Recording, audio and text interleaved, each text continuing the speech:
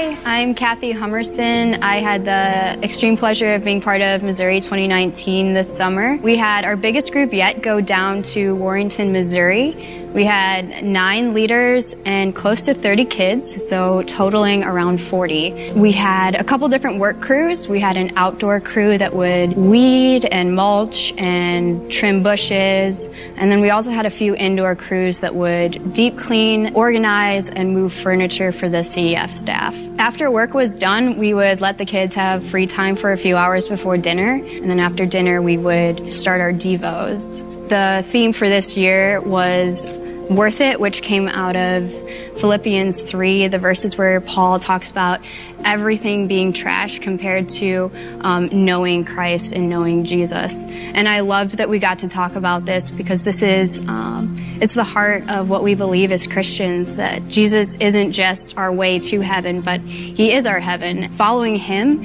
is not just a list of do's and don'ts, but it's a joy-filled relationship that we get to have with our Creator who made us to enjoy him and adore him. So we would ask these kids, are they really fighting sin? Are they breaking down idols in their life? Are they trusting God through trials? What are they doing in their quiet times? Do they actually enjoy spending time with the Lord? Are they talking to him in prayer? What are they going to do when they get home to continue striving towards Christ? And it was just so sweet to see their openness coming into this week and just being able to share things with us and asking for prayer and asking for accountability. This trip doesn't just end, it's not just a week long and then it's done. It continues on Wednesdays and Sundays. We get to continue growing with these kids, continue building those relationships, and continuing to see God work. I'm just really excited to see how God continues to work and grow in this youth group.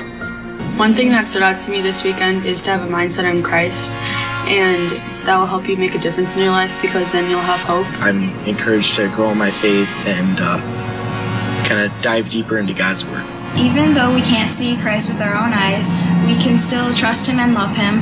Even though I have so many faults, he is always loving and caring for me. Even through tough trials that Satan throws at us, we have Jesus to help us through. Every single group devotion, pretty much almost every single one of them went back to sharing the gospel with Jesus, which I know almost everyone needs to work on, and it really made me think how I need to work on that.